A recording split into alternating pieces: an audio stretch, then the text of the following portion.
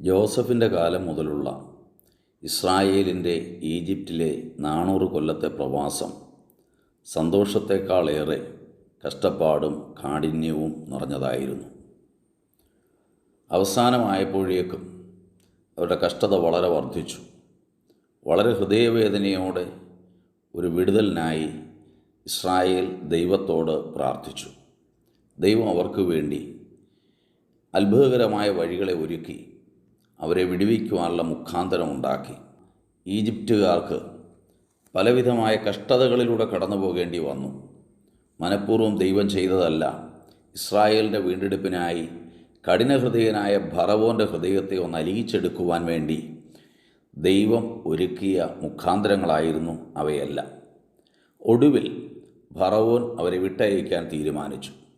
Israel അവിടെ നിന്ന് മോശയുടെ നേതൃത്വത്തിൽ യാത്രയാകുമ്പോൾ യാത്രയുടെ ആദ്യ ഭാഗത്ത് തന്നെ വലിയ തടസ്സങ്ങളുണ്ടായി.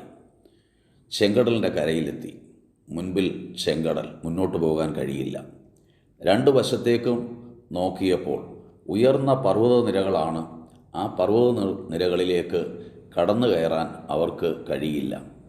പിറകോട്ട് നോക്കിയപ്പോൾ അന്നത്തെ ലോകത്തിലെ ഏറ്റവും ശക്തിയുള്ള രാഷ്ട്രമായ ഈജിപ്തിൻ്റെ ഭരണാധികാരി ഫറവോനും അവിടുത്തെ അതിശക്തമായ സൈന്യവും അവരെ ആക്രമിച്ച് കീഴടക്കി കൊന്നുമുടിക്കുവാൻ വേണ്ടി ഇസ്രായേൽ ജനത്തിൻ്റെ പിറകിലുണ്ട്. 4 വശത്തും പ്രതിബന്ധങ്ങൾ. എന്തു ചെയ്യും, എങ്ങോട്ട് പോകും, ഒന്നും അറിയാതെ പകച്ചു നിൽക്കുന്നു. വിടുതലിന് ഒരു വഴിയും അവരുടെ മുൻപിൽ അവർക്ക് കാണാൻ കഴിയില്ല. അങ്ങനെയുള്ള സാഹചര്യങ്ങളിൽ എന്ത് ചെയ്യാൻ കഴിയും? അവിടെയാണ് നാം തിരിച്ചറിയേണ്ടത്. ദൈവമുഖത്തേക്ക് നോക്കണം. അപ്പോസ്തല പ്രവൃത്തികളിൽ നാം ഇങ്ങനെ വായിക്കുന്നു, ഞാൻ കർത്താവിനെ എപ്പോഴും എൻ്റെ മുൻപിൽ വച്ചിരിക്കുന്നു. എൻ്റെ മുൻപിൽ കർത്താവുണ്ട്. കർത്താവിനെ മുൻപിൽ വെച്ചാൽ തടസ്സങ്ങളെ അല്ല കാണുന്നത്, അതിനേക്കാൾ മുന്നമേ കർത്താവിനെ കാണാൻ കഴിയും.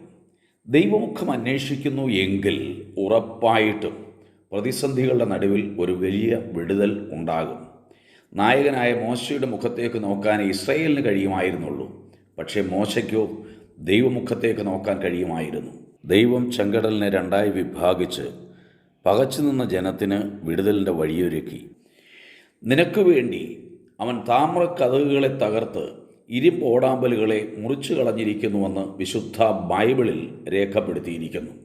നമുക്ക് മുൻപിൽ പെരുവെള്ളമാകാം, നമുക്ക് മുൻപിൽ വലിയ മലകളാകാം, നമുക്ക് മുൻപിൽ അടഞ്ഞ വാതിലുകളും താമ്രക്കതകുകളും ഇരുമ്പ് ഓടാമ്പലുകളുമാകാം. നമുക്ക് മുൻപിൽ അതിശക്തിയോടെ ഒഴുകി വരുന്നതായ മരണ യോർദാനാകാം. ഇതെല്ലാം കടന്നു ചെന്നാലും അതിനു മുൻപിൽ കടന്നു കയറാൻ കഴിയാത്ത എരിഹോ കോട്ടയും അതിനുള്ളിൽ നമ്മെ തകർത്ത് കളയുവാൻ പ്രാപ്തരായ മല്ലന്മാരായ ആളുകളുടെ സംഘവും ഉണ്ടാകാം. എന്ത് ചെയ്യാൻ കഴിയും? എങ്ങനെ ഇതിനെ അതിജീവിക്കും? ജീവിതത്തിൻ്റെ ഓരോ ഘട്ടങ്ങളിലും മുൻപോട്ട് പോകാൻ കഴിയാതെ മാനുഷികമായി ചിന്തിക്കുമ്പോൾ പകച്ചു നിൽക്കേണ്ടി വരുന്ന അവസ്ഥ, എങ്ങനെ ഇതിനെ അതിജീവിപ്പാനായി കഴിയും? ഒരു മനുഷ്യനെ സംബന്ധിച്ച് വളരെ ബുദ്ധിമുട്ടുള്ള കാര്യമാണ്. എന്നാൽ തിരുവചനം നമ്മെ പഠിപ്പിക്കുന്നു, നിന്റെ ഭാരം യഹോവയുടെ മേൽ വെച്ചുകൊള്ളുക. നിന്നെ മാനസികമായി വേദനപ്പെടുത്തുന്ന, നിന്റെ ജീവിതം തകർന്നുവെന്ന് നിനക്ക് തന്നെ തോന്നി നിരാശയിലേക്ക് നീ വീണു പോകാവുന്ന സമയത്ത് ദൈവത്തിൻ്റെ ആത്മാവ് നിന്നോട് പറയുകയാണ്, നിന്നെ ആശങ്കപ്പെടുത്തുന്ന, ഭയപ്പെടുത്തുന്ന, തടഞ്ഞു നിർത്തിയിരിക്കുന്ന, മുന്നോട്ട് പോകാൻ അനുവദിക്കാത്ത, വാഗ്ദത്തത്തിൻ്റെ നന്മകളെ ഏറ്റെടുക്കുവാൻ തടസ്സമായി നിൽക്കുന്ന ഏത് ഭാരമുണ്ടെങ്കിലും ആ തടസ്സങ്ങളെ കർത്താവിൻ്റെ മുകളിലേക്ക് വെച്ചു കൊടുക്കുക. അവൻ നിന്നെ വിടുവിക്കുന്ന ദൈവമാണ്. പത്രോസിൻ്റെ ലേഖനത്തിൽ എഴുതിയിരിക്കുന്നത്, അവൻ നിങ്ങൾക്കായി കരുതുന്നതാകയാൽ നിങ്ങളുടെ സകല ചിന്താകുലങ്ങളും അവൻ്റെ മേൽ ഇട്ടുകൊള്ളുക. ആര്? കർത്താവായ യേശുക്രിസ്തു. യേശുക്രിസ്തു നമുക്ക് വേണ്ടി കരുതുന്നു. യേശുക്രിസ്തു നമുക്ക് വേണ്ടി വഴി തുറക്കുന്നു.